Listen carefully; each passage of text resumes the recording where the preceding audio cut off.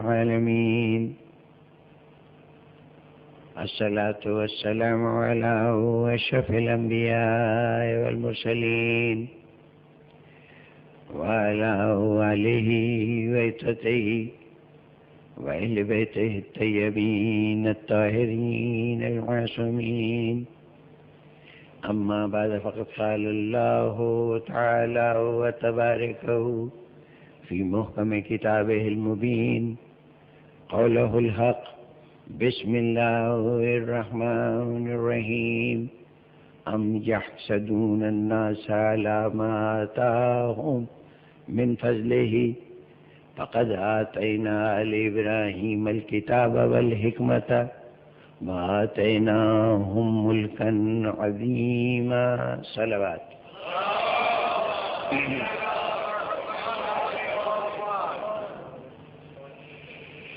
سورہ نساء میں پروردگار عالم کے ارشاد کہ یہ لوگ حسد کرتے ہیں، جلتے ہیں ان لوگوں سے کہ جن پر ہم نے اپنا فضل نازل کیا ہے، جنہیں ہم نے اپنی عطاؤں سے سرفراز کیا ہے. تو پھر یہ جلنے والے سن لیں کہ جو کچھ ہم نے عطا کیا ہے وہ تو عطا کیا ہی ہے، اب ہم آل ابراہیم کو اور نعمتیں بھی دینے جا رہے ہیں. چنانچہ وہ کتاب بھی انہی کے لیے ہے، حکمت بھی انہی کے لیے ہے، ملک عظیم بھی انہی کے لیے ہے. میں نے عرض کیا تھا کہ دنیا کا آسان ترین کام ہے دل میں محبت آل محمد کا بیدار ہو جانا، اور مشکل ترین کام ہے ان سے عداوت رکھنا، اس لیے کہ سارے اسباب محبت کے ان کی ذات سے وابستہ جو وجہ بھی ہو سکتی تھی پسند کرنے کی، وہ ساری وجوہات آل محمد سے وابستہ. اس لیے جو انسان عقل سلیم رکھتا ہے، حساس دل رکھتا ہے، بشرط یہ ہے کہ اسے معرفت اہل بیت حاصل ہو جائے، ان کے متعلق آگاہی ہو جائے کہ وہ شخصیت کیا ہیں، ان کا کردار کیا ہے، تو پھر ان کی محبت ہو جانا بالکل فطری اور عقلی تقاضا. اور بالکل خلاف عقل، غیر منطقی رویہ، نہ سمجھ میں آنے والا رویہ یہ ہوگا کہ آل محمد جیسی ہستیوں سے کوئی عداوت رکھے. تو گویا فطرت کا تقاضا محبت ہے ان ہستیوں سے، اور خلاف فطرت ہوگا عداوت کرنا. اور یہ بالکل طے شدہ اصول ہے کہ فطرت کے نظام کے تحت زندگی گزارنا آسان ہوتا ہے، خلاف فطرت عمل کرنا مشکل ہوتا ہے. انسان سے کہا جائے کھڑے ہو جاؤ پیروں کے بل، بڑی آسانی سے کھڑا ہو جائے گا، اس لیے کہ پیر بنائے ہی اس لیے گئے ہیں کہ وہ جسم کا بوجھ اٹھا سکیں. لیکن اگر کوئی یہ چاہے کہ سر کے بل کھڑا ہو تو کھڑا تو شاید ہو جائے، لیکن جتنی زحمتوں کے بعد کھڑا ہوگا اس کا آپ اندازہ کر سکتے ہیں. پیروں پہ کھڑا ہونا فطرت تھا، سر کے بل کھڑا ہونا خلاف فطرت تھا. فطرت آسان ہوتی ہے، خلاف فطرت مشکل ہوتی ہے. محبت آل محمد فطرت ہے اس لیے آسان ہے، اور عداوت آل محمد خلاف فطرت ہے اس لیے مشکل ہے. تو اب یہ مشکل تو اور بڑھ جاتی ہے جب اس کے ساتھ ساتھ یہ بھی ہو کہ اگر تم آل محمد سے عداوت کرو گے، حسد کرو گے، تو سن لو کہ ہم آل محمد کو یہ بھی عطا کر رہے ہیں، یہ بھی عطا کر رہے ہیں، اب ہماری عطا کو چھین کے دکھاؤ۔ گویا اللہ براہ راست چیلنج کر رہا ہے ان کو جو دل میں عداوت آل محمد رکھتے ہیں، جو حسد کرتے ہیں، انہیں خود اللہ چیلنج کر رہا ہے۔ جب تک معاملہ دنیا کا تھا، آپس کی بات تھی، تو چلیے ہم نے سوچا کہ باوجود اس کے کہ مشکل کام ہے پھر بھی شاید ہماری عداوت کا کوئی نتیجہ نکل آئے، لیکن جب اللہ کہہ رہا ہے کہ ان سے عداوت کا مطلب ہے ہم سے دشمنی، اور اب ہم سے تمہیں نبٹنا ہوگا، تو اب ایسی صورت میں کس کی ہمت ہے کہ وہ اللہ سے ٹکرانے کی سوچے؟ عداوت آل محمد پہلے ہی مشکل تھی، خدا کے بیچ میں آ جانے سے کہ ان سے عداوت کرو گے تو مجھ سے عداوت ہوگی، ان سے عداوت کرو گے تو معاملات مجھ سے طے کرنے پڑیں گے، اس نے اس کو بالکل ناممکن بنا دیا کہ اب تو عداوت کا کاروان ایک قدم بھی نہیں چل سکتا۔ کتنا دشوار ہے، کیونکہ اب ان سے مخالفت مول لینا در حقیقت خدا کی مخالفت مول لینا ہے، ان سے ٹکرانا خدا سے ٹکرانا ہے۔ تو اب یہ جو خدا سے ٹکرانا ہے، یہ اس کا نتیجہ کیا ہوگا؟ سوائے تباہی و بربادی کے کسی اور نتیجے کی توقع تو نہیں ہو سکتی، کامیابی کا تو کوئی امکان نہیں ہے۔ ایک واقعہ تاریخ کا ذہن میں آ گیا، جنگ خیبر میں علی بن ابی طالب کے مقابل جو لوگ آئے ان میں ایک مرہب تھا، ایک انتر تھا، ایک مرہب کا بھائی حارث تھا۔ یہ تینوں مارے گئے، مرہب بھی قتل ہوا، انتر بھی قتل ہوا اور حارث بھی قتل ہوا۔ ان تینوں سے علی بن ابی طالب کا کیا جھگڑا تھا؟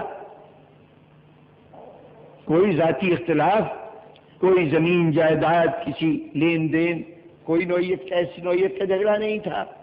سارا مسئلہ یہ تھا کہ وہ اس توحید سے اور اس پیغام سے اتفاق نہیں کرتے تھے کہ جو پیغمبر خدا صلی اللہ علیہ وآلہ وسلم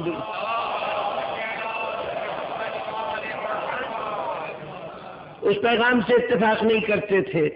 تو اگر جھگڑا تھا تو ان کا خدا سے تھا، علی ابن ابی طالب سے کوئی جھگڑا نہیں تھا، لیکن علی ابن ابی طالب نے ان سب کو کیفر کردار تک پہنچایا، اور خاص طور پر مرہب اور اس کے بھائی حارث کو تمام تاریخیں ان واقعات سے بھری پڑی ہیں۔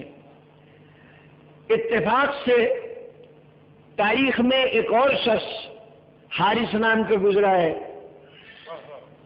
اور اس حارث کا علی ابن ابی طالب کی ذات سے جھگڑا تھا۔ یہ حارث جو خیبر میں مارا گیا، اس کا جھگڑا تو اللہ سے تھا، لیکن ایک حارث اور تھا کہ جس کا جھگڑا علی سے تھا۔ کم از کم علی موضوع بنے تھے جھگڑے کا۔ آپ لوگوں کے ذہن ماشاءاللہ سے متوجہ ہو گئے کہ غدیر کے موقع پر جب اعلان غدیر ہوا تھا تو اس وقت جتنے لوگ موجود تھے سب نے اس اعلان کے آگے سر جھکا لیا، آمنا و صدقنا کہا، علی کی بارگاہ میں جا کے مبارکباد بھی سب نے پیش کر دی۔ اس موقع پر ایک شخص تھا حارث ابن نعمان فاہری، وہ وہاں پہ موجود نہیں تھا۔ غدیر کے موقع پر حضور کا خطبہ اس نے براہ راست نہیں سنا تھا۔ اسے بعد میں کسی نے اطلاع پہنچائی کہ حضور نے اس طرح کا اعلان فرمایا ہے، تو وہ مدینے میں پہنچا، مسجد نبوی میں جہاں حضور اب حج سے واپس آ کے تشریف فرما ہے، تو وہاں پہنچا اور جا کے کہنے لگا کہ آپ نے ایسا اعلان فرمایا ہے؟ انہوں نے کہا کہ ہاں میں نے ایسی بات کہی ہے۔ کہا دیکھیے، آپ نے کہا اللہ تو ایمان لے آؤ، ہم لے آئے۔ آپ نے کہا نمازیں پڑھو، ہم نمازیں پڑھتے رہے۔ آپ نے کہا روزے رکھو، ہم نے روزے بھی رکھ لیے۔ آپ نے حج کے لیے کہا، ہم نے وہ بھی کر لیا، اور جو آپ باتیں کہتے رہے ہم مانتے رہے۔ اب آپ یہ کہہ رہے ہیں کہ ہم آپ کے چچازاد بھائی کی حکومت کو بھی تسلیم کریں، آپ انہیں ہمارے گردنوں پہ سوار کرنا چاہتے ہیں، ہمیں یہ بات قبول نہیں۔ یہ بتائیے کہ یہ جو آپ نے اعلان کیا تھا کہ علی ہم ان سب کے مولا ہیں جن کا میں مولا ہوں، تو یہ اعلان اپنی طرف سے کیا تھا یا خدا کی طرف سے کیا تھا؟ حضور نے اس کا جس لہجے میں جواب دیا، اب اس کا تذکرہ مقصود نہیں ہے، بات اور یہی کہا کہ میں نے آج تک کون سی بات اپنی طرف سے کہی ہے؟ جب بھی کہا ہے خدا ہی کا پیغام پہنچایا ہے، تو یہ پیغام بھی اللہ ہی کی طرف سے تھا۔ تو اس کے اوپر اس نے وہاں سے تو اٹھ کھڑا ہوا اور کھڑے ہو کے کہنے لگا کہ میں گھر تک نہ پہنچوں، اگر یہ قول اللہ کی طرف سے تھا تو اللہ پھر مجھ پہ عذاب نازل کرے، میرے گھر پہ پہنچنے سے پہلے اللہ کی طرف سے عذاب نازل ہو۔ اگر یہ حکم خدا تھا کہ علی کی ولایت کا اعلان کر دیا جائے، علی کو ہم سب کا والی بنا دیا جائے، یہ اگر حکم خدا سے ہوا ہے تو میں عذاب کا مستحق قرار پاؤں اور یہ عذاب فوراً نازل ہو، گھر تک جانے کی نوبت نہ آئے۔ چنانچہ مسجد سے ابھی قدم باہر رکھا تھا کہ آسمان سے ایک پتھر گرا اور اس پتھر نے سر سے داخل ہوا اور پورے جسم سے گزرتا ہوا اس کو اس نے اسی وقت ہلاک کر دیا۔ وہ زمین پہ گر پڑا بالکل اس طرح جیسے ابرہا کے ہاتھی ابابیل کے گرائے ہوئے پتھروں سے تباہ ہو گئے تھے۔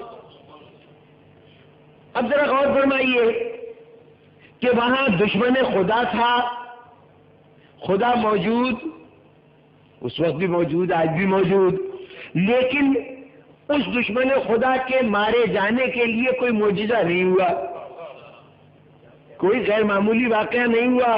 علی ابن ابی طالب کی تلوار چلی تو وہ مارا گیا۔ جہاں پر علی موجود، یہ دوسرے واقعے میں علی موجود ہوں گے مسجد میں، لیکن اب علی کی تلوار نہیں چل رہی، اب اللہ اپنی قدرت خاص کا مظاہرہ کر کے اس کو مار رہا ہے۔ یعنی دوسرے لفظوں میں یوں کہیے کہ وہاں علی نے مارا تھا، یہاں خدا نے خود مارا۔ تو ان دونوں حارثوں میں فرق کیا تھا؟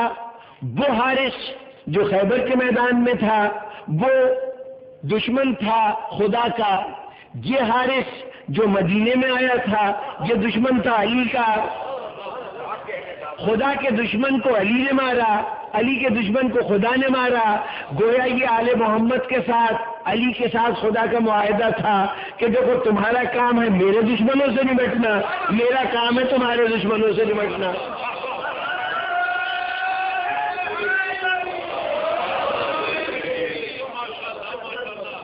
تو اب غور فرمائیے کہ جہاں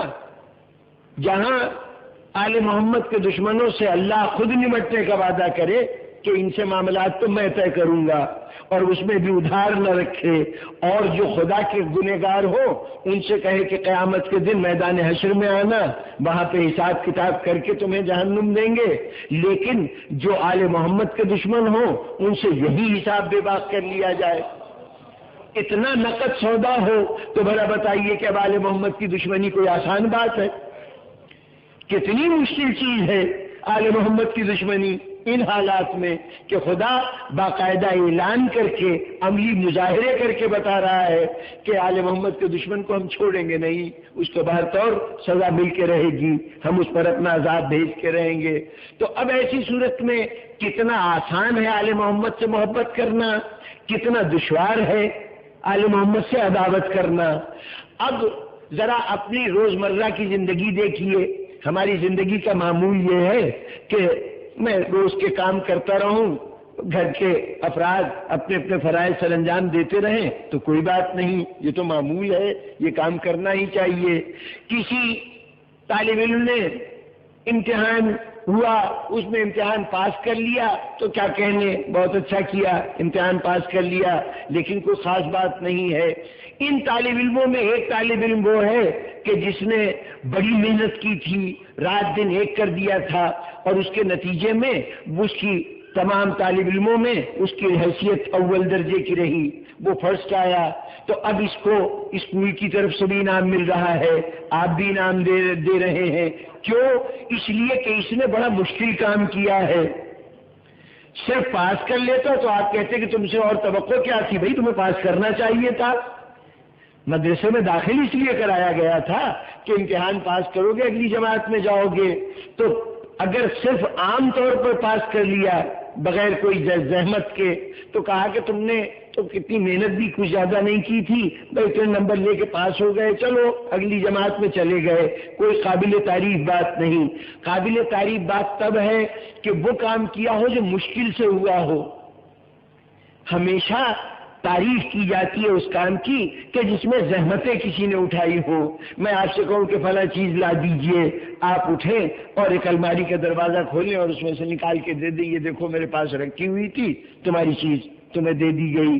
لیکن اگر میری فرمائش کو پورا کرنے کے لیے آپ کو دبئی کے سارے بازار کو چھاننا پڑے، کئی دن لگ جائیں تلاش میں، اور اس کے بعد وہ چیز ملے، تو اب آپ فخر کے ساتھ آئے کہ جناب دیکھیے میں نے کونا کونا چھان مارا ہے تب جا کے یہ ملی ہے. میں نے بھی کہا کہ جناب بہت شکریہ، آپ نے بڑی زحمت فرمائی، بڑی تکلیف کی. یعنی جہاں زحمتوں سے کوئی چیز حاصل کی جائے وہ انعام کی حقدار ہوتی ہے، اور بلا زحمت کے مل جائے تو وہ کوئی غیر اہم بات ہوتی ہے، توجہ کی ضرورت نہیں ہوتی. اب ذرا غور کیجئے، مودت آل محمد آسان ہے، عداوت آل محمد مشکل ہے. تو ہونا تو یہ چاہیے تھا کہ کوئی کہتا کہ میں محب آل محمد ہوں تو کہا جاتا کون سی بڑی بات ہے، یہ تو روزمرہ کی چیز ہے، یہ تو کوئی دشوار کام نہیں. ہاں کوئی کہتا مجھے عداوت ہے آل محمد سے تو مشکل کام تھا نا، دیجئے انعام اس کو. بھئی ہر مشکل کام کو لائق انعام سمجھتے ہیں نا. کتنا مشکل کام تھا، نہ فطرت مددگار تھی، نہ عقل حمایت کر رہی تھی، نہ شعور حمایت کر رہی تھی، نہ دل مان رہا تھا، اس کے باوجود ہم نے عداوت کی. تو کتنا بڑا کام کیا ہے، اس پر تو انعام ملنا چاہیے.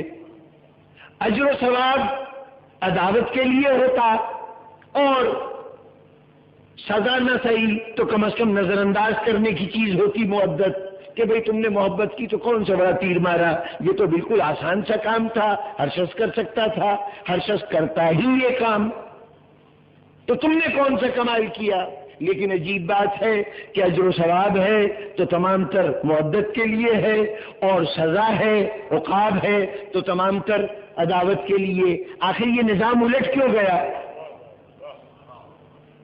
یہاں محنتوں کے بدلے میں سزا مل رہی ہے، اور جو کام آسانی سے ہو جاتا ہے وہ انعامات کا مستحق، بلکہ سارے انعامات شروع ہی اس منزل سے ہوتے ہیں کہ انعام کے حقدار تب بنو گے پہلے یہ ثابت کرو مودت رکھتے ہو کہ نہیں. یعنی اب صرف مودت کا انعام نہیں بلکہ زندگی کے کسی شعبے میں کچھ بھی کیا ہے تو اس کا انعام اسی وقت دیا جائے گا کہ پہلے دیکھا جائے گا کہ یہ بیسک کوالیفیکیشن ہے کہ نہیں. بھائی نماز کا صلہ مانگتے ہو، روزے کا صلہ مانگتے ہو، حج و زکوٰۃ کا انعام مانگتے ہو، زندگی میں اور نیکیاں جو راہ خدا میں خیرات کی ہے، جو فیاضیاں کرتے رہے ہو اس کا انعام چاہتے ہو، یہ سب انعام ملیں گے. لیکن پہلے یہ بتاؤ کہ کوالیفائی بھی کرتے ہو انعام کے لیے، کہ وہ کوالیفیکیشن کیا ہے، کہ مودت آل محمد ہے دل میں کہ نہیں. یہ میں اپنی طرف سے نہیں کہہ رہا، قول رسول ہے کہ لوگ ہوں گے کہ جو کوہ احد کے برابر سونا راہ خدا میں قربان کریں گے، جن کی تمام شبیں عبادت الہی میں گزریں گی، جو تمام زندگی ہر سال حج بجا لاتے ہوں گے، جن کے تمام دن روزوں میں گزریں گے. اس کے باوجود ان تک جنت کی ہوا تک نہیں پہنچے گی، جنت کی خوشبو بھی بو بھی نہیں سن سکیں گے اگر ان کے دل میں محبت آل محمد نہیں ہوگی.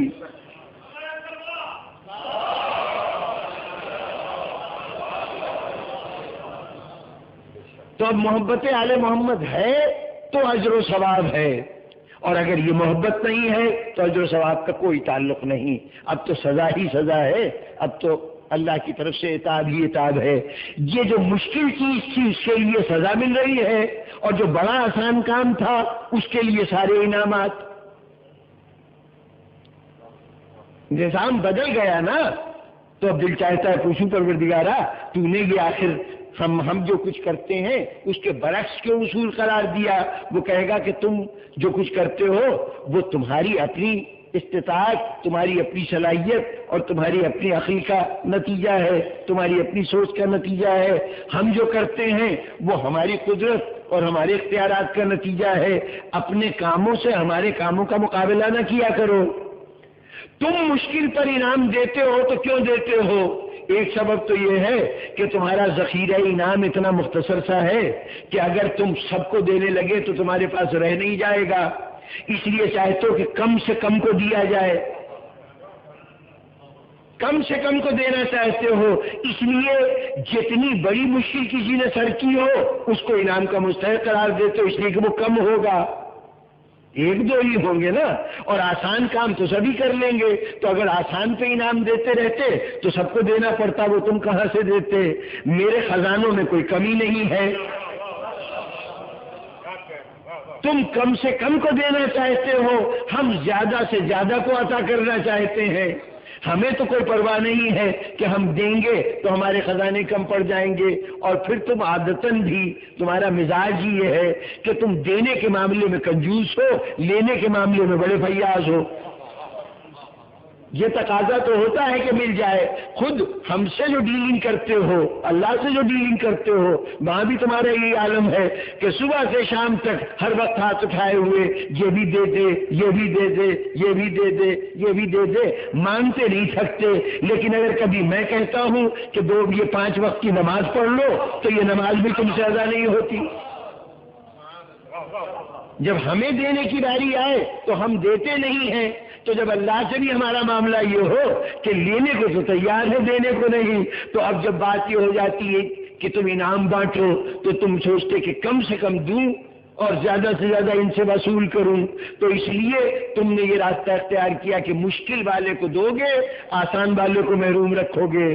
ہمارے نہ تو خزانے محدود ہیں اور نہ ہم دینے کے معاملے میں کنجوسی برتنے کے عادی ہیں، بلکہ ہم تو صرف عطا ہی کرتے ہیں، لیتے تو کبھی بھی نہیں۔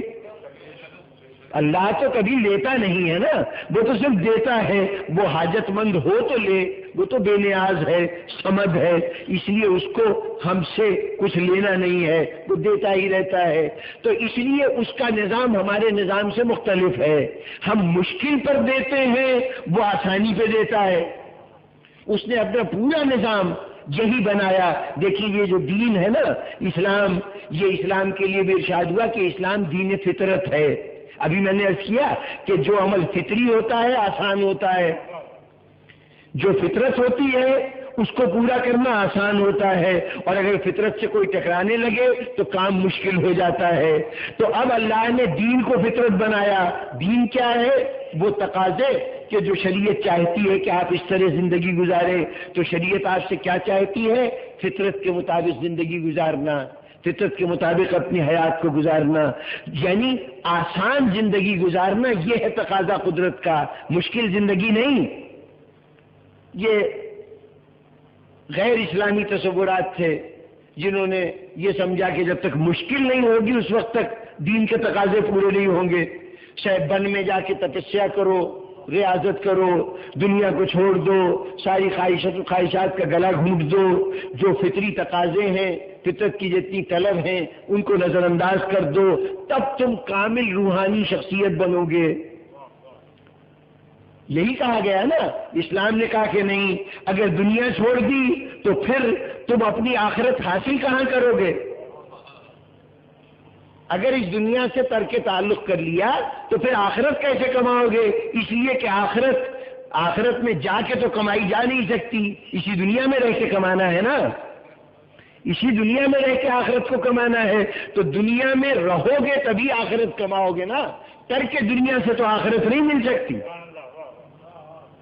بلکہ یوں سمجھ لیجئے کہ انسان کی زندگی میں قدرت نے یہ خصوصی اہتمام کیا ہے کہ انسان کے اوپر دوہرا بوجھ رکھا ہے۔ ہم تو اس دنیا کے معاملات کو نمٹاتے ہوئے اپنے کو تھکتا ہوا محسوس کرتے ہیں کہ یہ پیٹ کے تقاضوں کو کون پورا کرے اور یہ گھر بار کی ذمہ داریوں کو کون پورا کرے، دنیا کے تقاضے اتنے زیادہ ہیں، ان کو پورا کرنے میں دشواری۔ لیکن قدرت نے یہ کہا کہ صرف دنیا کے تقاضے پورے نہیں کرنے، اسی دنیا میں رہ کے تمہیں دنیا بھی کمانی ہے اور آخرت بھی کمانی ہے۔ وہاں کا کام بھی یہی کرنا ہے، وہاں جا کے کچھ نہیں کرنا، جو کچھ کرنا ہے یہاں کرنا ہے۔ تو ذرا سوچئے کہ یہ 60 سال 70 سال 80 سال کی زندگی، اس کے لیے ہمیں کتنی محنت کرنی پڑتی ہے۔ تو وہ جو دائمی زندگی وہاں گزاریں گے اس کا رزق بھی یہی کمانا ہے، اس کا ساز و سامان بھی یہی کمانا ہے، اس میں زندگی کے سارے جتنے مرحلے ہیں ان کو گزارنے کے وسائل یہی کمانے ہیں۔ تو یہ زندگی اور اس کے اندر رہنا ہمارے نزدیک بڑا اس دنیا سے ہمارا تعلق ختم نہیں ہوتا، اسی دنیا کے اندر رہ کر ہمیں آخرت کی تمام منزلوں کو طے کرنا ہے۔ تو اب جب ہمیں آخرت کو اسی دنیا میں کمانا ہے تو اس دنیا کو ہم ترک نہیں کر سکتے، چنانچہ ہمارے یہاں شریعت نے یہ کہا کہ مشکل پسندی دین نہیں ہے، آسانی سے دین کا نام، دین آسانی ہے۔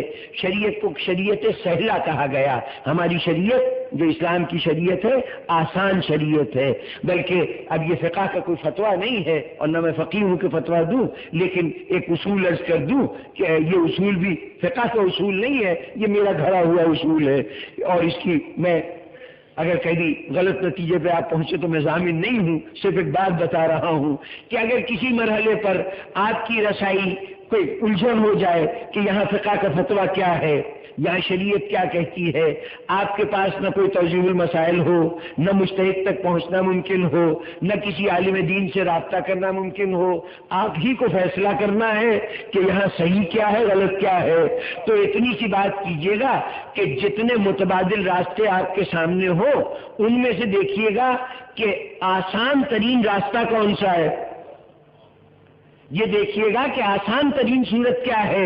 جو آسان ترین صورت ہوگی امید یہ ہے کہ وہ شریعت کے مطابق ہوگی، اس لیے کہ ہم شریعت کا مزاج دیکھتے ہیں کہ شریعت کا مزاج یہ ہے کہ مشکل آئے تو شریعت اپنی پابندیوں کو کم کر لیتی ہے۔ یہ آپ نے دیکھا ہے نا، نماز سفر ہو تو قصر ہو جائے گی، روزے کو قضا کرنا پڑے گا، حج جب تک تمہارے حالات تمہیں اجازت نہیں دیتے اس وقت تک واجب ہی نہیں ہوگا۔ غرض ہر عبادت کے لیے حالات کے سازگار ہونے کی شرط رکھی گئی ہے، حالات ہو تو عبادت بجا لانا، اگر حالات میں ذرا سے سختی آئے تو فوراً عبادت پیچھے ہٹتی ہے، سختی کو حالت میں عبادت کو اس شکل میں نہیں سر انجام دینا جیسے تم عام حالت میں سر انجام دیتے ہو۔ تو جو زندگی کی سختیوں کا اتنا لحاظ کرے کہ اس کے لیے عبادتوں کو ملتوی کر دے، اس شریعت میں کوئی حکم سخت گیری پر مبنی نہیں ہو سکتا۔ تو اب اسلام جو ہے وہ بنیادی طور پر نرمی کا مذہب ہے، سہل مذہب ہے، فطرت کے مطابق مذہب ہے۔ تو جہاں تک نظام اسلام کا تعلق تھا وہ آسان نظام تھا، تو اب اللہ کہے گا کہ ہم نے تو تمہیں جو نظام دیا وہ بھی آسان، اور پھر اس میں جب کبھی انعام کی منزل آئی، خصوصی عطا کی منزل آئی، تو مشکل کاموں کے لیے نہیں، وہاں بھی ہم نے تم سے آسانی کا تقاضا کیا، وہاں بھی آسانی کا تقاضا کیا۔ آپ کہیں گے کہ صاحب بڑی بڑی مشکل منزلیں ہیں، کہیں جان دینے کا مطالبہ کیا جاتا ہے، کہیں مال دینے کا مطالبہ کیا جاتا ہے، یہ سب مشکل منزلیں ہیں نا بزرگان محترم۔ حقیقت یہ ہے کہ یہ مشکل ہم نے فرض کر لیا ہے، ہمارے ذہن کی تخلیق ہے، ورنہ اگر صرف اتنی سی بات سمجھ لیں کہ یہ زندگی اس نے عطا کی ہے، اس اللہ نے عطا کی ہے، اور اس کو ہم قدم قدم پر موت چاروں طرف سے اسے گھیرے ہوئے ہیں، ہم اسے بچانے کی کوشش کرتے رہتے ہیں۔ اللہ کہہ رہا ہے کہ یہ زندگی مجھے دے دو، اور بدلے میں ابھی تک تو وہ زندگی ہے نا جسے ہر قدم پہ خطرہ لاحق ہے، اگر تم یہ زندگی میرے حوالے کر دو گے تو اس زندگی کو اس زندگی سے بدل دوں گا جسے کوئی خطرہ نہیں ہوگا۔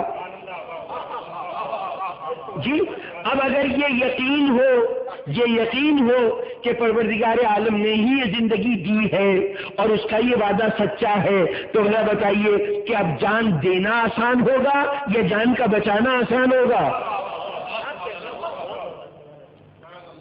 یہی تو وجہ تھی نا کہ فرزند حسین نے جب بابا نے یہ کہا تھا کہ بیٹا ہم تو ہم تو سفر کر رہے ہیں، موت ہمارا تعاقب کر رہی ہے، تو بیٹے نے صرف یہ پوچھا تھا کہ بابا ہم حق پہ ہیں نا، اور بابا نے کہا تھا کہ ہاں خدا کی قسم ہم حق پہ ہیں، تو بیٹے نے کہا اب پھر کیا فرق پڑتا ہے، موت ہم پہ آ پڑے یا ہم موت پہ جا پڑے۔ صرف یہ یقین ہونا چاہیے کہ جو وعدہ کرنے والا ہے اس کا وعدہ سچا ہے۔ اب یقین ہی نہ ہو تو کوئی کیا کرے؟ تو مشکل تو ہم نے پیدا کی ہے نا، ورنہ تو ہمیں تو انتظار کرنا چاہیے تھا کہ کاش وہ اللہ جو زندگی دینے والا ہے، وہ کہیں جس نے یہ مختصر زندگی دی ہے، عارضی زندگی دی ہے، وہ وعدہ کر لے کہ ہم تمہاری زندگی کو مستقل کرنے والے ہیں۔ ملازمت کہیں کیجئے اور وہاں ملازم رکھنے والے نے کہا کہ اچھا آپ پہلے 3-4 مہینے تک آپ کا کام دیکھا جائے گا، اس دوران میں آپ کی ملازمت عارضی ہے، جس وقت چاہیں گے آپ کو فارغ کر دیں گے، البتہ اگر آپ کا کام کسی قابل ہوا تو پھر ہم سوچیں گے کہ آپ کو مستقل کر دیا جائے۔ اب رات دن محنت بھی کر رہے ہیں اور امید بھری نظروں سے اپنے اس آقا کو بھی دیکھ رہے ہیں کہ کس دن وہ پروانہ دیتا ہے کہ جائیے آج سے آپ کو پرماننٹ کیا گیا۔ وہ انتظار تکلیف دہ ہے، لیکن جب یہ پروانہ ملے تو اس سے بڑھ کے مسرتوں کا موقع اور کیا ہوگا۔ اب ذرا سوچئے کہ اللہ نے ہمیں بھی ایک زندگی دی ہے اور اس کے ساتھ کہا ہے کہ یہ امتحان کے طور پر آزمائشی زمانہ ہے، یہ پروبیشن پیریڈ ہے، اس کے اندر تمہیں کر کے دکھانا ہے کہ تم اہل بھی تھے کہ نہیں۔ اگر تم اہلیت ثابت کر دو گے تو پھر ہم تمہیں وہ زندگی دیں گے جو کبھی ختم نہیں ہوگی، تمہیں مستقل کر دیا جائے گا زندگی کے میدان میں۔ تو اب سوچئے کہ اس صورت میں ہمارا رویہ کیا ہونا چاہیے۔ بس اگر وہ رویہ نہیں ہے جو ہونا چاہیے، یعنی رویہ تو یہی ہونا چاہیے نا کہ اس مستقلی کا انتظار کریں، اس سے زیادہ پسندیدہ کوئی بات نہ ہو، لیکن اگر وہ انتظار نہ ہو تو اس کا مطلب یہ ہے کہ نہ خدا پہ یقین ہے نہ خدا کے وعدے پہ یقین ہے۔ اگر یقین ہوتا تو پھر اس غلط فہمی کا امکان نہیں تھا۔ بہرطور بزرگان محترم، زندگی میں اللہ نے ہمارے لیے سہولتیں ہی رکھی، اور جب کبھی انعام و اکرام کا موقع آیا تو اس منزل کو بھی سہل قرار دیا، بلکہ اس نے تو یہاں تک اہتمام کیا کہ اگر زندگی میں کبھی امتحان لیتا ہے، ہمارا کبھی امتحان لیتا ہے تو امتحان بھی آسان سوالوں سے کرتا ہے، مشکل سوال سے نہیں۔ یہ عجیب پہلو ہے، ادھر توجہ نہیں جاتی۔ دنیا میں ہم کسی کا امتحان لیں تو اس سے مشکل سوال کرتے ہیں، جتنا بڑا امتحان اتنے مشکل سوال۔ جی یہی پیمانہ ہے نا، لیکن پروردگار عالم کا نظام عجیب ہے، وہ جتنا بڑا امتحان لینا ہوتا ہے اتنا آسان پرچہ رکھتا ہے۔ اب آسان پرچے کا نتیجہ تو یہ ہوگا نا کہ اہل بھی پاس اور نااہل بھی پاس۔ بھائی روزمرہ کے سوال اگر پوچھ لیے گئے، میتھمیٹکس کا ایم اے کا امتحان دے رہا ہو کوئی ریاضی کا، اور اس سے پوچھا جائے 2 × 2 کتنے ہوتے ہیں، تو اب یہ تو ظاہر ہے کہ ہر بچہ بھی دے دے گا اس کا جواب۔ تو اگر اس جواب پر ہی امتحان کے پاس ہونے کا نتیجے کا انحصار ہے تو ایسی صورت میں پاس ہونے والوں کی تعداد بے پناہ ہو جائے گی۔ اس میں نااہل جو بالکل ذرا سے بھی حساب نہیں جانتے وہ بھی کامیاب ہو جائیں گے۔ 2 × 2 4 تو جاہل و ان پڑھ بھی کہہ سکتا ہے، اس کے لیے ایم اے تک کی تعلیم کی تو کوئی ضرورت نہیں ہے۔ لیکن عجیب و غریب بات ہے کہ اللہ جب امتحان لینے پہ آتا ہے تو ہمیشہ سوال وہ کرتا ہے کہ جس کا جواب دینا انتہائی آسان ہو، پھر نااہلوں کو امتحان میں کامیابی سے کیسے روکتا ہے؟ تو اب یہ اس کے نظام امتحان کا عجیب پہلو ہے کہ وہ امتحان تو لیتا ہے آسان ترین سوال سے، لیکن اس کے جواب میں نہ معلوم کیا بات ہے کہ اہل تو اس کو اسی آسانی سے حل کرتا ہے جیسے حل ہونا چاہیے، نااہل ایڑی چوٹی کا زور لگا کے تھک جائے لیکن اس کے باوجود وہ آسان سوال اس سے حل نہیں ہوتا۔ یہ عجیب و غریب سلسلہ ہے، اور اگر اس کو دیکھنا چاہیں میں ایک نہیں کئی حوالے آپ کی گوش گزار کر سکتا ہوں۔ دیکھیے، ایک آدمی جس کام کو روزانہ کرتا رہے، آدمی ہو یا کوئی بھی وجود ہو، کوئی بھی جی روح جس کام کو روزانہ کرتا رہے وہ کام اس کی عادت بن جاتا ہے، اور جب عادت ہو جاتی ہے تو وہ کام دوسروں کے لیے مشکل ہوگا، اس کے لیے آسان ہو جاتا ہے۔ اب اگر کوئی صاحب عبادت کے شوقین ہوں، ساری رات جاگ کر عبادت کرتے ہوں، نماز شب پڑھتے ہوں، تو اب اوروں کو حیرت ہوتی ہے کہ یہ کیسے اپنی نیند کو ترک کر کے مصلی پہ کھڑے ہو جاتے ہیں، لیکن ان کے لیے اس وقت اگر کوئی پکڑ کر کہے کہ نہیں آپ سوئیے تو ان کو نیند نہیں آئے گی۔ نیند مشکل ہے، اس کے مقابلے میں جاگ کر عبادت کرنا آسان ہے، اس لیے کہ وہ معمول ہے، وہ عادت پڑ چکی ہے۔ اب اگر کسی کی عادت ہو رکوع میں رہنے کی، سجدہ کرتے رہنے کی، تو اب جب کبھی، اب کسی اور کی کیا بات کروں، یہ آسمان پہ جو فرشتے ہیں ان کے متعلق ارشاد ہوا کہ ہم نے جس کو حکم رکوع دے دیا وہ رکوع میں ہے، جس کو سجدے کا حکم دے دیا سجدے میں ہے۔ تو اب جب ان کا کام ہی عبادت کرتے رہنا ہے تو ان سے کسی وقت کہا جائے کہ ذرا سجدے میں ہو جاؤ تو ان کے لیے کیا مشکل کام ہے۔ اور اگر عام ملک کے مقابلے میں، عام فرشتے کے مقابلے میں وہ فرشتے ہو کہ جو پرموٹ ہو کے فرشتے بنے ہیں، دیکھیے فرشتے ہیں نوری مخلوق، اور شیطان کے متعلق آپ جانتے ہیں کہ ناری ہے، اس نے خود کہا ہے کہ اس کو مٹی سے بنایا، ہمیں نار سے بنایا۔ تو یہ ناری تھا، یہ ناری جا کے نوریوں میں کیسے مل گیا؟ فرشتوں میں تھا نا، ملک میں شمار ہوتا ہے۔ تو یہ ناری نوری کیسے بن گیا؟ اس نے اتنی عبادتیں کی تھیں کہ ان عبادتوں کی وجہ سے اس کو ترقی مل گئی، اس کو بلندتر درجہ مل گیا اور اس کو ملائک میں شمار کیا جانے لگا۔ چنانچہ جو حکم ملائک کو دیا جا رہا تھا اس حکم میں یہ بھی شامل تھا، اس لیے شامل تھا کہ یہ ترقی کر کے ملائک میں چلا گیا تھا۔ تو جب ترقی کر کے ملائک میں گیا تو ترقی کس بات میں کی ہوگی؟ عبادت میں کی ترقی نا۔ تمام فرشتے عبادت کرتے تھے، اس نے اتنی عبادت کی کہ یہ بھی ملائکہ کی صف میں شمار ہونے لگا۔ تو جو ترقی کر کے اس درجے میں جاتا ہے اس کی محنت زیادہ ہوتی ہے، جو اسی درجے میں پیدا کیے گئے ان کے مقابلے میں جو ان منازل کو طے کر کے گیا۔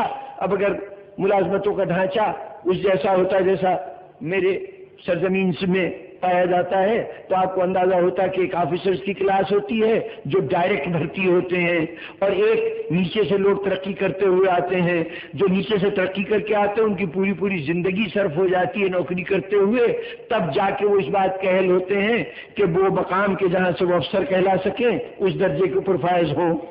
لیکن دونوں میں فرق یہ ہوتا ہے کہ وہ جو ڈائریکٹ بھرتی کیے جاتے ہیں وہ بیچارے ٹریننگ بھی لیتے ہیں، تربیت بھی ہوتی ہے، سب کچھ ہوتا ہے، اس کے باوجود قاعدے قانون ضابطوں کو اس طرح نہیں جانتے جس طرح وہ ترقی کر کے آنے والا جانتا ہے، اس لیے کہ اس کی تو عمر گزری ہے یہی کام کرتے ہوئے۔ تو اگر ملائکہ کی صفت یہ تھی کہ وہ بارگاہ خدا بندی میں سجدہ سجود رہتے تھے، عبادت کرتے تھے، تو یہ تو پیدا ہی اس کام کے لیے کیے گئے تھے، ڈائریکٹ ریکروٹ تھے۔ شیطان پروموٹ ہو کے آیا تھا، اس لیے شیطان کا عبادت کے متعلق علم اور تجربہ ان سے کہیں زیادہ ہوگا، ابلیس کا تجربہ زیادہ ہوگا۔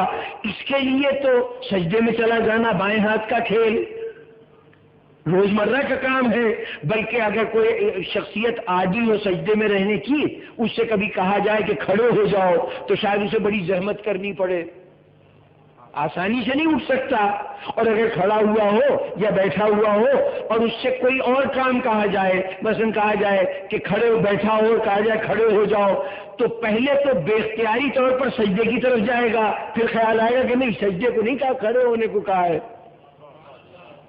عادت اتنی پختہ تھی کہ سجدے میں جانا تو بالکل سامنے کی بات تھی۔ اچھا، اتنا پختہ کار سجدہ کرنے میں، اتنا عادی سجدے کا، اور اس سے پروردگار عالم ایک موقع پر یہ کہہ رہا ہے کہ اب تم سجدے میں گر جاؤ، میں ایک یہ پتلا بنایا ہے اس میں روح پھونکنے جا رہا ہوں، سجدے میں گر جاؤ۔ جیسے ہی کہا گیا سجدے میں گر جاؤ، سارے سجدے میں گر پڑے۔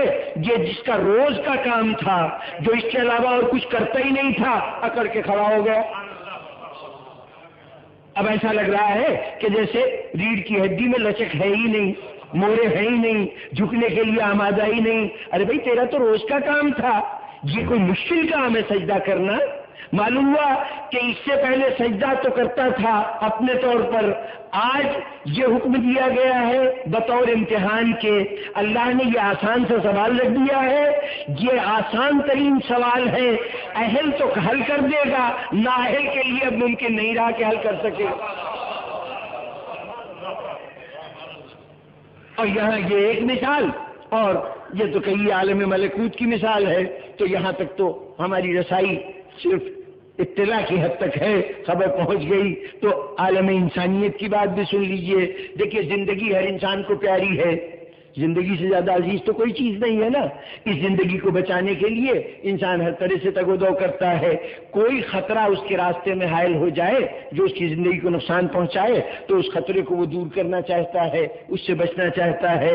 اب ذرا عالم تصور میں دیکھیے کہ ان خطرات میں آگ بھی خطرہ ہے، اس سے بھی انسان بچتا ہے، پانی بھی خطرہ ہے، اس سے بھی انسان بچتا ہے۔ اب کہیں پانی انسان کو ڈبونے لگے تو اس وقت انسان کیا کرے گا؟ اگر تیرنا نہیں آتا، تیرنا آتا ہے تو پہلے ہاتھ پیر مارے گا، لیکن اگر پانی اتنا زیادہ ہو کہ اس کے تیرنے کی طاقت بھی جواب دے جائے اور اب اس کے ہاتھ چھل ہو جائیں، ہاتھ حرکت نہ کر سکیں، تو اب تو بہرطور اس کو ڈوبنا ہے۔ اس موقع پر بھی جب تک ہوش و حواس سلامت ہیں، جب تک اس کے امکان میں ہے، وہ کوشش کرے گا کوئی سہارا، کوئی چیز مل جائے جو مجھے ڈوبنے سے بچا لے۔ یہی ہوگا نا، فطرت کا یہی تقاضا ہوگا۔ اسی لیے محاورہ بن گیا آپ کے یہاں کہ ڈوبتے کو تنکے کا سہارا، کہ ہر چند کے تنکا بچانے کی صلاحیت نہیں رکھتا، لیکن ڈوبنے والا جب ڈوب رہا ہو تو کوشش کرتا ہے کہ اور کچھ نہیں، یہ تنکا ہی شاید مجھے بچا لے، اسی کو پکڑنے کی کوشش کرتا ہے۔ تو انسان فطرت کا تقاضا یہ ہے کہ اگر کبھی ڈوبنے لگے تو فوری طور پر جو قریب ترین پناہ مل سکے وہ پناہ لے لے، چاہے پناہ سچی ہو یا جھوٹی ہو، کوشش ضرور کرے، ہاتھ پیر ضرور مارتا ہے اپنے کو بچانے کے لیے۔ اچھا جناب، ایک شخص پانی کے اندر ڈوب رہا تھا، جوانی کی عمر تھی، یہ وہ عمر کہ جس میں زندگی بڑی عزیز ہوتی ہے، عام دنوں سے زیادہ اس سے بھی اس میں زندگی سے لگاؤ ہوتا ہے۔ وہ جوان ڈوب رہا ہے، ڈوبتے ڈوبتے سامنے ایک کشتی نظر آ جاتی ہے۔ کشتی کے صرف کشتی نظر ہی نہیں آتی، پہلے تو فطرت کا تقاضا تھا کہ کشتی نظر آئی ہے تو لپک کے ادھر بڑھا جائے، اس تک پہنچنے کی کوشش کی جائے۔ صرف کشتی نہیں نظر آتی بلکہ کشتی اس کے قریب آ جاتی ہے، اتنے قریب کہ کشتی کے سوار اگر آواز دے تو آواز سنے، اور اگر ہاتھ بڑھائیں سہارا دینے کے لیے تو وہ ہاتھ پکڑ سکے۔ اب تو اس کے لیے اس کشتی پہ پہنچنے کے علاوہ اور کوئی کام ہی نہیں ہونا چاہیے۔ صرف یہی نہیں کہ کشتی قریب آ گئی بلکہ کشتی سے شفقت بھری ایک آواز بھی سنائی دی، بیٹا ادھر آ جا، بیٹا میرا ہاتھ پکڑ لے۔ اب بتائیے کہ اس سے آسان کوئی کام ہے، اس سے بڑھ کر فطرت کے قریب کوئی کام ہے کہ باپ آواز دے رہا ہے بیٹے میرا ہاتھ پکڑ لے، زندگی بچ جائے گی، ڈوبنے سے بچ جائے گا۔ آسان ترین کام نہیں کیا، موت جیسی، ہلاکت جیسی مشکل کام کو قبول کر لیا۔ آسان ترین کام نہیں کیا اور وہ مشکل ترین کام تھا نا غرق ہو جانا، غرق ہو گیا، لیکن نوح کے بیٹے نے نوح کا ہاتھ نہیں پکڑا۔ نوح کی پکار کے جواب میں اس نے یہی کہا کہ مجھے تمہاری کشتی کی ضرورت نہیں۔ اب ذرا بتائیے کہ ہر انسان اگر ڈوب رہا ہو تو معمولی سے معمولی سہارے کی طرف لپکے گا، یہ اس کے لیے آسان ترین کام ہوگا۔ لیکن جب یہی آسان ترین کام امتحان کے طور پہ سامنے رکھ دیا گیا، اب کشتی پہ سوار ہونا امتحان ہے، تو اب ڈوب جائے گا نااہل، سوار نہیں ہوگا۔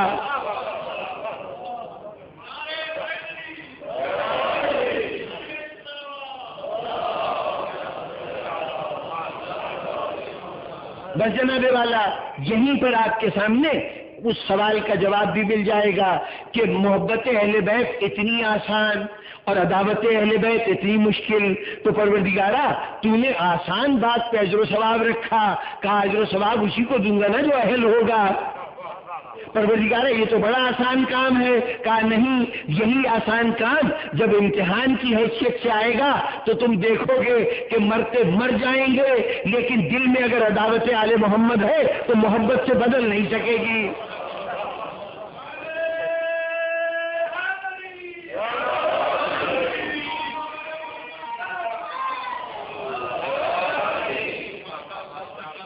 جناب والا دیکھیے، ہم اپنے بچوں کو نماز سکھاتے ہیں، روزہ سکھاتے ہیں، اس کی قواعد بتاتے ہیں، حج کے مناسک کی تعلیم کا بھی اہتمام کرتے ہیں اگر کوئی حاجی حج پہ جا رہا ہو۔ آج تک کبھی آپ نے اپنے بچوں سے بیٹھ کے یہ کہا ہے کہ بیٹا آل محمد سے محبت کیا کرو؟ کبھی یہ سبق بھی پڑھایا ہے کیوں نہیں پڑھایا؟ آپ کہتے ہیں یہ کوئی پڑھانے کی چیز ہے؟ ارے یہ کوئی پڑھانے کی چیز ہے؟ ہمارا کام یہ ہے کہ وہ وجوہات جن کی بنیاد پر محبت ہوتی ہے ان وجوہات کا تذکرہ کر دیا کریں۔ چنانچہ ہم ایسی محفلیں سجاتے ہیں کہ جہاں فضائل آل محمد بیان ہو جائیں، فضائل کی وجہ سے محبت ہوتی ہے، یا ان کی قربانیوں کا بیان ہو جائے، کیونکہ اگر انہوں نے اشار و قربانی کی ہے تو یہ بھی محبت کا سبب ہوتی ہے، یا ہم رسول سے ان کے رشتے کو بیان کر دیں کہ حضور ان کی ایسے تعظیم کرتے تھے، اس طرح محبت کرتے تھے، یوں خیال رکھتے تھے، یوں ان کے جذبات کی قدر کرتے تھے۔ بس ہمارا کام یہ ہے کہ یہ باتیں بتا دیں، محبت تو خود بخود پیدا ہو جائے گی۔ ہم نے اپنے بچے کو کبھی سکھایا نہیں کہ محبت کرو، صرف فضائل آل محمد بیان کرتے رہے، مصائب آل محمد بیان کرتے رہے، ذات رسالت سے ان کے رشتے کا تذکرہ کرتے رہے۔ اس کے بعد ہم نے دیکھا کہ ہماری ہر نسل اس دولت سے مالا مال ہے، اور وہ لوگ کہ جو ان ہستیوں کے فضائل کو اپنی آنکھوں سے دیکھ رہے تھے، اگر وہ اہل نہیں تھے تو فضائل دیکھتے رہے، فضائل کا اعتراف کرتے رہے، یہ کہتے رہے کہ تم نہ ہوتے تو ہم ہلاک ہو جاتے، اس کے باوجود دل میں عداوت رکھتے رہے۔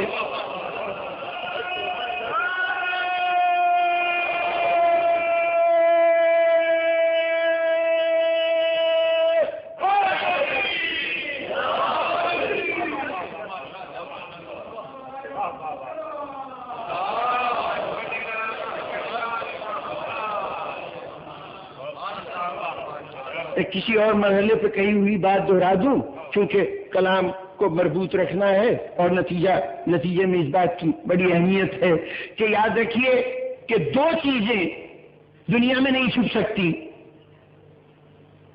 انسان دونوں کیفیتیں دل کی ہیں، قلب کی کیفیتیں ہیں۔ قلب کی ساری کیفیتوں کا انسان پردہ ڈال دیتا ہے، اپنی خوشی چھپا لیتا ہے، اپنے غم چھپا لیتا ہے، اپنے ذہن میں جتنی الجھنیں پریشانیاں ہیں ان پہ نقاب ڈال لیتا ہے۔ لیکن ان تمام جذبات میں دو جذبے ایسے ہیں کہ جو کبھی نہیں چھپ پاتے، ہوتے دل میں ہیں لیکن اس کے باوجود ظاہر ہو کے رہتے ہیں، اور ان دو جذبوں میں سے ایک جذبہ ہے محبت آل محمد اور دوسرا جذبہ ہے عداوت آل محمد۔ نہ محبت چھپ سکی نہ عداوت چھپ سکی، یہ دو کی دونوں ہمیشہ اپنے آپ کو ظاہر کر کے رہتے ہیں، یہ کبھی چھپ نہیں سکتے۔ اس لیے کہ محبت آل محبت علی ابن ابی طالب اور عداوت آل محمد عداوت علی ابن ابی طالب اگر چھپ جاتی تو دنیا کے کفر و ایمان کا پتہ ہی نہ چلتا۔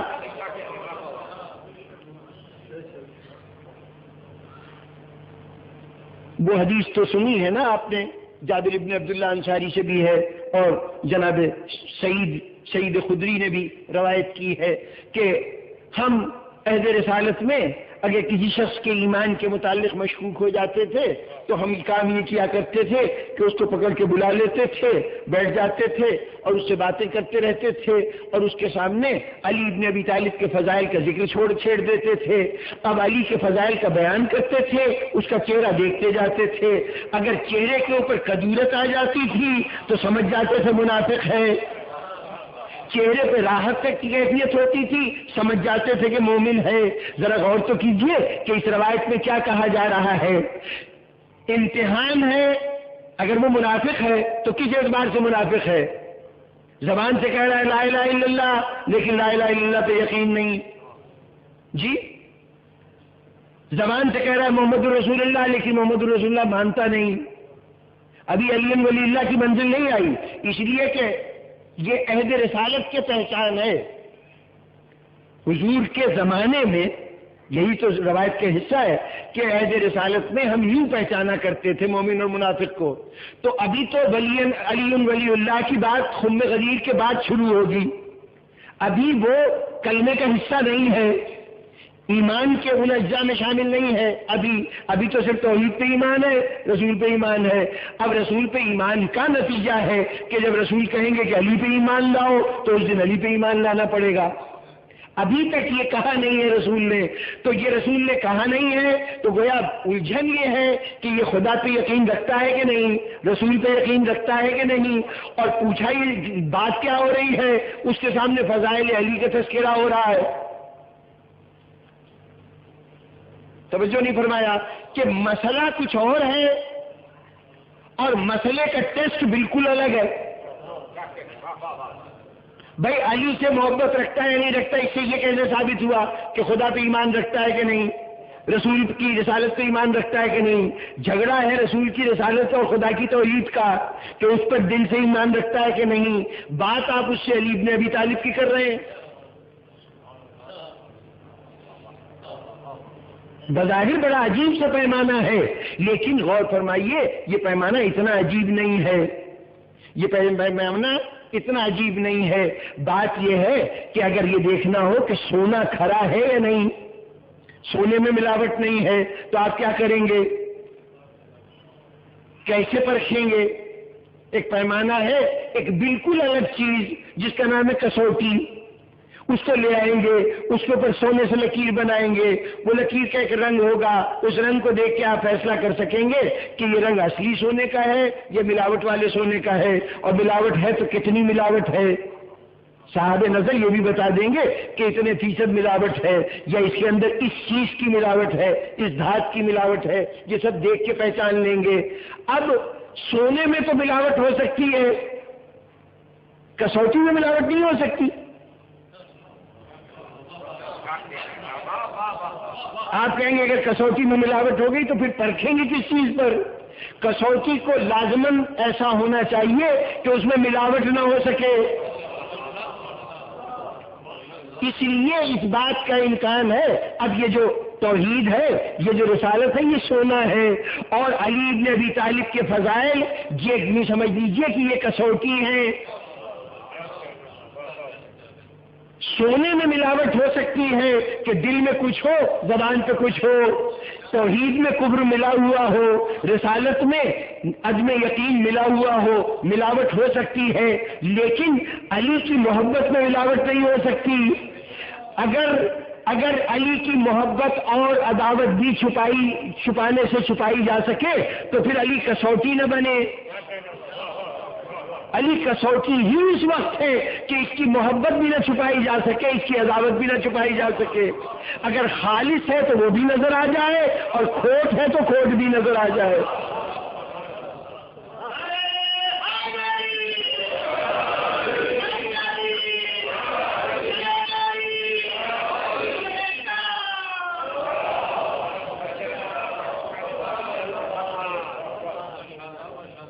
تو بس سامعین گرامی،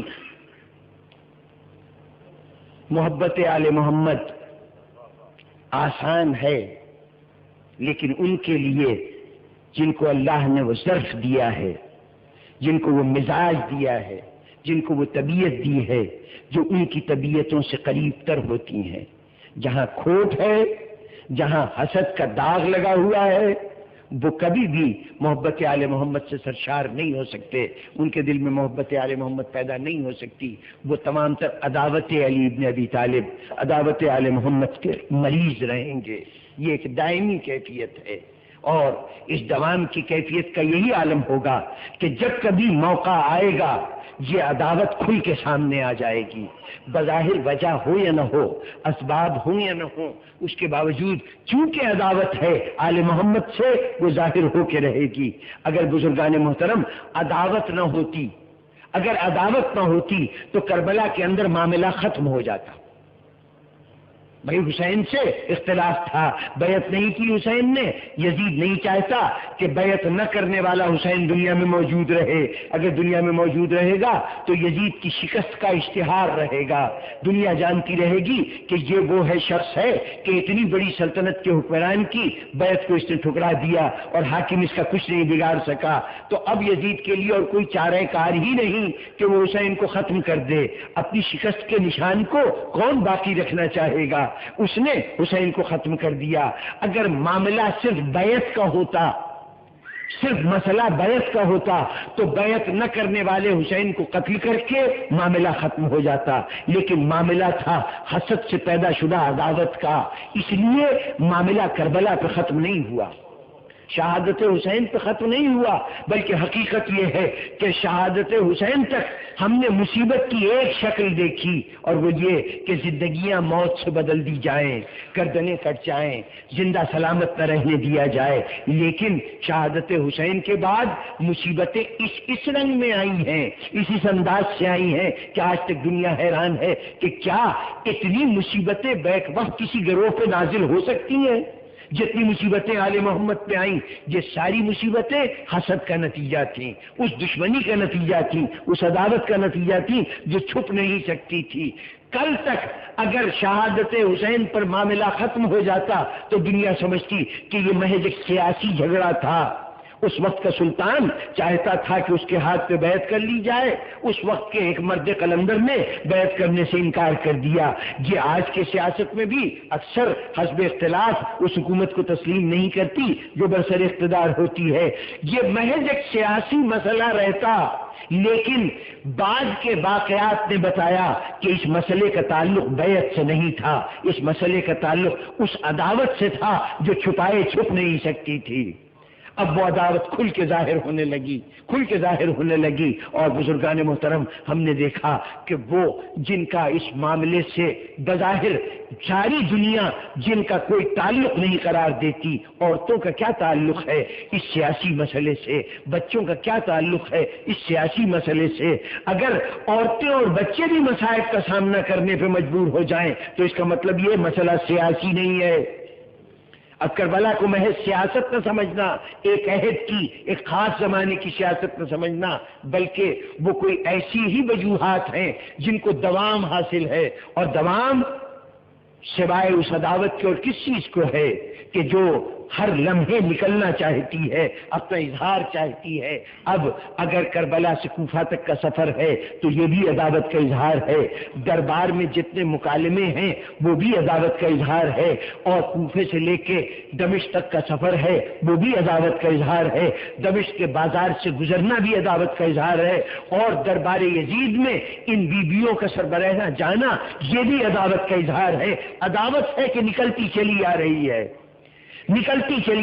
ہے، کسی مرحلے پر سلسلہ عداوت بند نہیں ہوا۔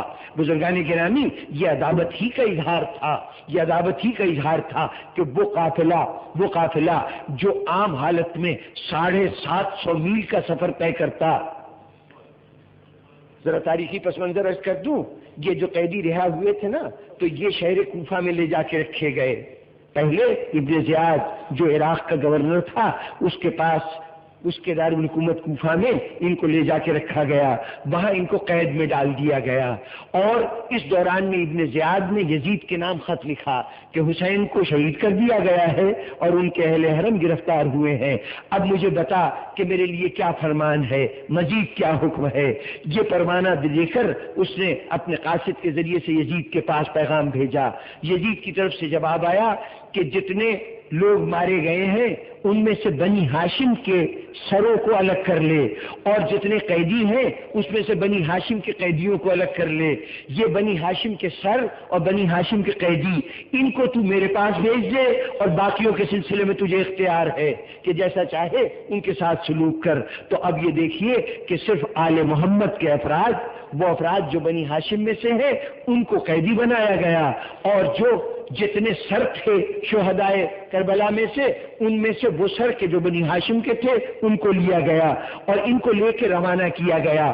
اب عام حالت میں کوفے سے دمشق جانے کی ایک صورت تو یہ ہے کہ براہ راست سیدھی لکیر کھینچی جائے، تو وہ سیدھی لکیر تقریباً 500-550 میل کی بنتی ہے، جو اس زمانے میں کیا اس جدید دور تک بھی وہ راستہ موجود نہیں تھا، اس لیے کہ وہ سیدھا راستہ صحرائے شام سے گزر کے جاتا تھا۔ اب وہاں پر سڑک بنی ہوئی ہے اور زائرین جب دمشق سے آنا چاہتے ہیں تو اسی سڑک کے اوپر سفر کر کے اور وہ کربلا معلیٰ تک آتے ہیں، لیکن اس وقت اس راستے کا وجود نہیں تھا۔ البتہ جو راستہ موجود تھا وہ یہ تھا کہ لوگ کوفہ کے کوفہ سے سفر شروع کرتے تھے اور دریائے فرات کے کنارے کنارے چلتے چلتے حتیٰ کہ اس مقام پہ پہنچتے تھے جہاں کسی زمانے میں صفین کی لڑائی ہوئی تھی، جہاں آج رقہ کا شہر ہے، تو رقہ کے مقام پر پہنچ کر وہاں سے وہ حلب کی طرف جاتے تھے اور حلب سے پھر وہ اتر کر اور دمشق تک چلے جاتے تھے۔ یہ فاصلہ 750 میل کا تھا۔ یزید نے جب ان قیدیوں کو بلایا ہے تو یہ 750 میل کا رائج راستہ جو تھا، اس راستے سے قافلہ نہیں گیا ہے، بلکہ اس راستے کو ایک بالکل نئے اس قافلے کو ایک بالکل نئے راستے پہ چلایا گیا۔ یہ راستہ کیا تھا کہ دریائے فرات کو چھوڑ کر یہ قافلہ آگے بڑھا اور جہاں شہر بغداد ہے، اس وقت بغداد ابھی آباد نہیں ہوا تھا، بغداد کے پاس اس نے دریائے دجلہ کے کنارے کنارے سفر کرنا شروع کیا اور بغداد سے آگے بڑھ کر تکریت تک گیا، تکریت سے اوپر موصل تک گیا، موصل پہنچ کر اس کا راستہ بدل گیا اور یہ نصیبن کے قریب اب ترکی کی سرحدوں کے قریب پہنچ گیا، اور آج جہاں مملکت ترکی ہے اس میں ترکی کے بارڈر میں داخل ہو کر حران کا ایک شہر ہے جو دنیا کا قدیم ترین شہر ہے اور آج بھی ترکی کے اندر موجود ہے، وہاں حران تک یہ قافلہ گیا۔ حران سے پھر اس قافلے کو حلب کی طرف نیچے کی جانب لایا گیا اور پھر اس طرح سے دمشق پہنچا۔ اس طرح اس نے 1283 میل کا فاصلہ طے کیا۔ اب ذرا سوچیے کہ یہ فاصلے کو اتنا طول کیوں دیا گیا، اس راستے کو اتنا کیوں بڑھایا گیا؟ تو اس کی جو وجہ سمجھ میں اس کی کئی وجوہات ہو سکتی ہیں۔ ایک وجہ تو یہ ہے کہ جیسے آج کی صورتحال ہے، یہ صورتحال اس وقت بھی تھی کہ عام طور پر محبان آل محمد کی بستیاں دریائے فرات کے کنارے کنارے تھیں اور دشمنان آل محمد کی زیادہ تر بستیاں دجلہ کے کنارے آباد تھیں۔ یہ صورتحال آج بھی یہی تقسیم پائی جاتی ہے۔ تو اس وقت یزید کے فوجیوں نے یہی بہتر سمجھا کہ وہ زیادہ تر اس راستے کو اختیار کرے کہ جس راستے پر یزید کے حامی ہو۔ یہ اندیشہ تھا کہ کہیں حسین کے مددگار یا حسین کے حامی کہیں راستے میں فوج پہ حملہ نہ کر دیں۔ ایک تو سبب یہ تھا، اور دوسرا سبب مزاج یزید کو سامنے رکھتے ہوئے یہ سبب سمجھ میں آتا ہے، وہی عداوت جو اپنا اظہار چاہتی ہے، اس عداوت کا اظہار تھا کہ اگر 750 میل کے مقررہ راستے سے لے جایا جاتا تو کم تشہیر ہوتی، لوگوں کے سامنے کم جانا ہوتا، سفر کم طے کرنا پڑتا۔ اس لیے یزید نے وہ راستہ چنا کہ زیادہ سے زیادہ شہروں میں پھرایا جا سکے، زیادہ سے زیادہ طویل راستہ طے کرایا جا سکے، زیادہ مصیبتیں جھیل سکیں۔ اور سامعین گرامی، یہاں ایک تصور یہ بھی سامنے رکھیے گا کہ ہمارے ذہن میں اکثر یہ خیال آتا ہے کہ چونکہ واقعہ کربلا گرمی کے موسم میں ہوا تھا تو آل محمد تو صرف گرمی کی مصیبت کا سامنا کرنا پڑا۔ یہی عموماً تذکرہ بھی ہوتا ہے گفتگو کے دوران کہ شدید گرمیوں میں زحمت سفر برداشت کی بیویوں نے۔ جناب والا، کیفیت یہ نہیں ہے بلکہ آل محمد نے سال کے ہر موسم کو دیکھا ہے۔ جس وقت شام کے علاقے میں داخل ہوئے ہیں نا، جو زمانہ ان کے دخول کا ہے وہاں پر وہ زمانہ وہ ہے کہ اب شام کی شدید سردیاں شروع ہو چکی ہیں، اور یہ نہ سمجھیے کہ شدید سردیاں شروع ہو گئی ہیں تو آل محمد کے مصائب کچھ کم ہو گئے ہیں۔ کل دھوپ کی مصیبت تھی، اب راتوں میں کھلے آسمان کے نیچے بیٹھے رہنے کی مصیبت ہے۔ چنانچہ جناب فاطمہ بنت علی ابن ابی طالب، جناب امیر کی ایک صاحبزادی کا نام فاطمہ تھا، کربلا میں موجود تھی، وہ کہتی ہیں کہ جب ہم دمشق میں پہنچے ہیں تو ہمارے چہروں کی کھال ادھڑ چکی تھی۔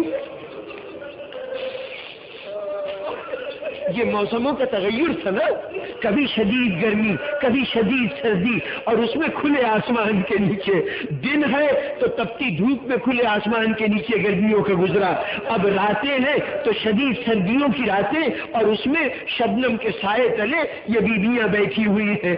اس میں چہرے کی جلد ادھڑ گئی تھی، کہا ہمارے چہرے پہچانے نہیں جاتے تھے۔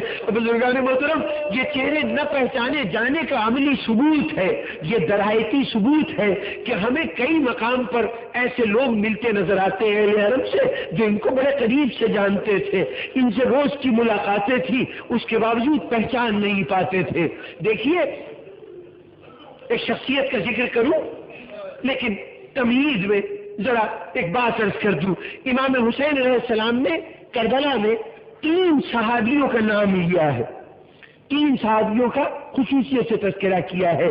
جب روز عاشور صبح کے وقت امام ناقے پہ سوار ہوئے، اونٹنی پہ سوار ہوئے، اور اونٹنی پہ سوار ہو کے لشکر ابن زیاد سے آپ نے خطاب کیا تھا، تو آپ کا وہ خطبہ تاریخ میں پوری طرح موجود ہے۔ اس خطبے میں آپ نے کہا تھا کہ بتاؤ میں نے تم میں سے کیا کسی کا خون بہایا ہے، میں نے کسی کا حق دبایا ہے، کسی کو کوئی نقصان پہنچایا ہے، میں نے شریعت کے کسی حلال کو حرام کیا ہے، کیا وجہ ہے کہ تم مجھے قتل کر رہے ہو؟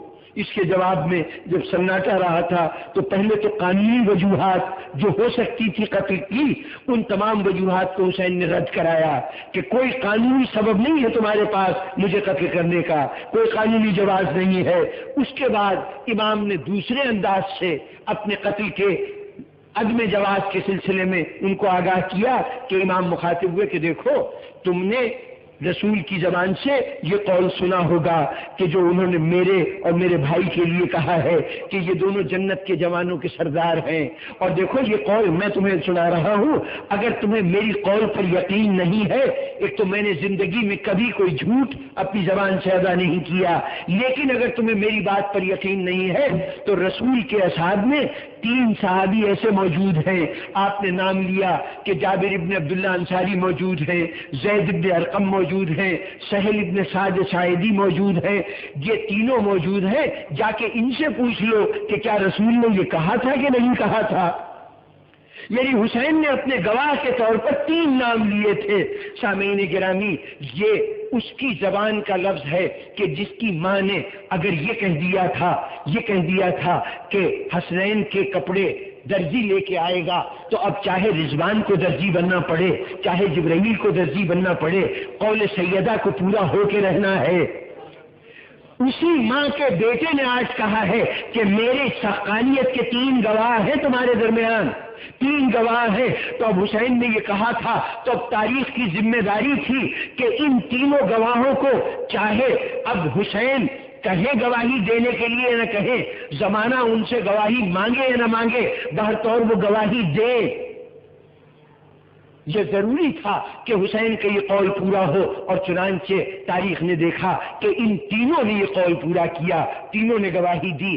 پہلے جناب زید ابن ارقم نے گواہی دی تھی۔ کب گواہی دی تھی؟ کہ جب سر حسین ابن زیاد کے سامنے تشت میں رکھا ہوا تھا، ابن زیاد چھڑی سے دندان مبارک کو چھیڑ رہا تھا، وہ کہہ رہا تھا حسین تمہارے دانت بہت خوبصورت ہیں، بہت خوبصورت ہیں۔ اس وقت رسول کا بوڑھا صحابی زید ابن ارقم دربار میں موجود تھا، کھڑا ہو گیا، کانپ رہا تھا جس غصے سے، کہہ رہا تھا یہ ابن زیاد یہ چھڑی اپنی ہٹا لے، تو جہاں پہ چھڑی رکھ رہا ہے، جہاں کل رسول بوسے چدیا کرتے تھے، رسول اپنے ہونٹ رکھا کرتے تھے۔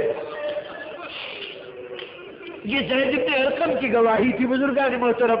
اور جابر ابن عبداللہ انصاری نے، انہوں نے کب گواہی دی تھی؟ جب قبر حسین پہ کھڑے ہو کر 20 صفر سن 62 ہجری کو چہلم کے دن اس قبر حسین کی زیارت کے لیے آئے تھے جابر ابن عبداللہ انصاری، اور وہاں پہ گواہی دی تھی کہ اے شہزاد حسین میں شرمندہ ہوں کہ تیرے ساتھ میدان جہاد میں شامل نہیں ہو سکا، تو حق کی راہ پر جان دے کر دنیا سے رخصت ہوا ہے۔ یہ جابر ابن عبداللہ کی گواہی تھی۔ اب تیسرے صحابی، انہوں نے، وہ کربلا میں نہیں تھے، کسی دربار میں نہیں تھے، اتفاق سے جس زمانے میں بیویاں گرفتار ہو کے دمشق گئی ہیں اس سے کچھ پہلے وہ زیارات کے لیے بیت المقدس گئے تھے، قبلہ ثانی کی زیارات کے لیے گئے تھے، بیت المقدس کی زیارت سے واپس پلٹے اور شہر شام ظاہر اس سے متصل تھا وہاں پہ آئے۔ جس دن شہر شام میں آئے، ملک شام میں آئے، دمشق پہنچے تو کیا دیکھا کہ بازار سجے ہوئے ہیں، لوگوں نے لباس نو پہنے ہوئے ہیں، ہر طرف شادیانے بجائے جا رہے ہیں۔ ذہن پہ زور دیا کہ آج مسلمانوں کی کوئی عید تو ہے نہیں، کوئی ایسا واقعہ نہیں کہ جو مسلمانوں کے لیے خوشی کا باعث ہو۔ لوگوں سے پوچھتے تھے کس بات کی خوشی منا رہے ہو، تو کوئی جواب نہیں دیتا تھا، سب جلدی میں تھے، کوئی ادھر سے ادھر جا رہا ہے، کوئی ادھر سے ادھر آ رہا ہے، بہت پریشان۔ اس عالم میں جب دیکھا کہ ایک ہجوم ہے کہ جو بازاروں کی طرف رخ کر رہا ہے تو یہ بھی اس ہجوم کے ساتھ بڑھے کہ دیکھیں تو صحیح ماجرا کیا ہوا۔ ایک جگہ پہنچے، دیکھا 2 رویا لوگوں کو ہجوم ہے، چھتوں کے اوپر ازدحام ہے، اور اتنے میں کچھ فوجیں شادیانے بجا بجاتے ہوئے، نقارے بجاتے ہوئے کچھ فوجی گزرے، اس کے بعد کچھ نیزے بردار فوجی گزرے، پھر کچھ اور نیزے گزرے کہ جن کے اوپر کچھ سر رکھے ہوئے تھے۔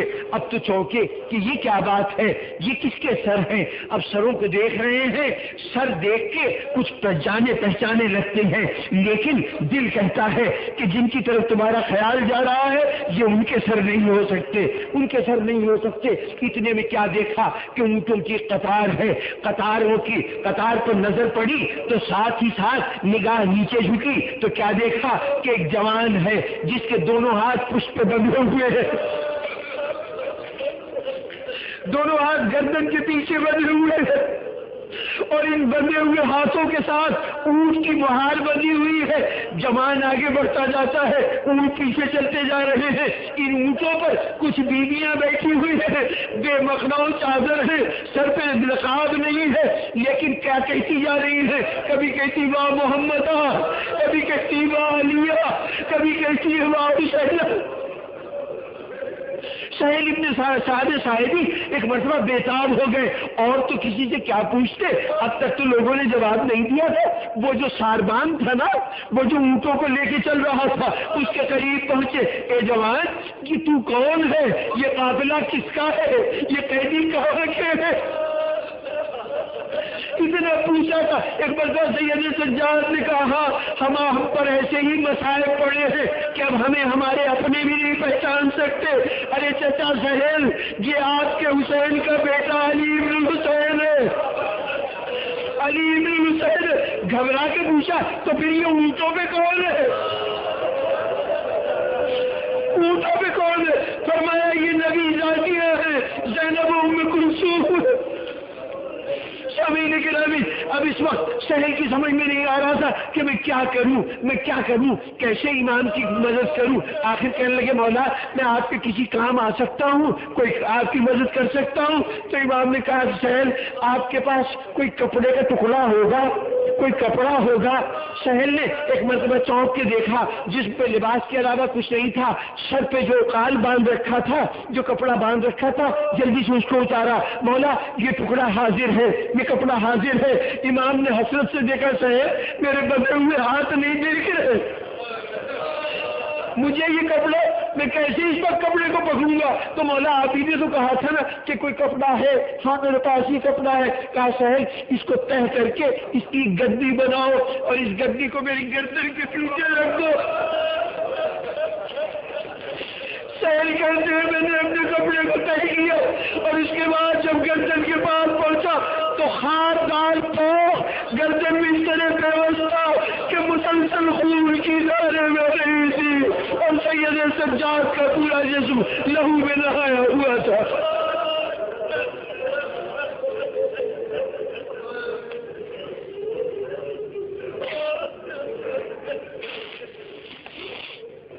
عالم الذین ظلموا ایام انقلبا ینقلبون۔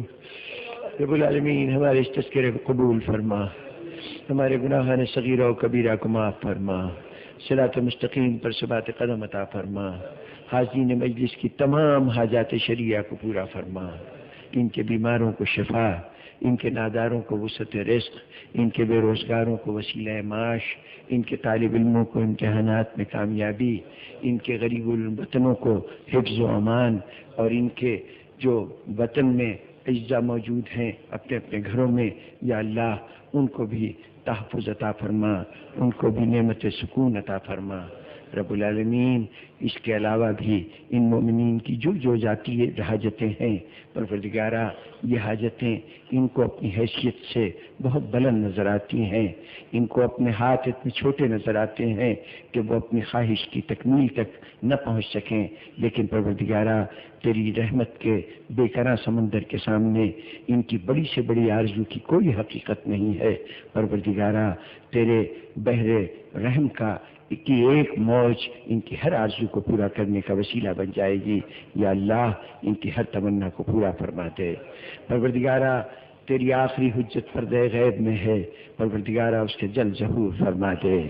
یا اللہ ہم نے زندگی کے ہر شعبے میں اس کی فیض و برکات سے فیض پائے ہیں. ایک آنکھیں ہیں کہ جو اس کے دیدار سے محروم ہیں.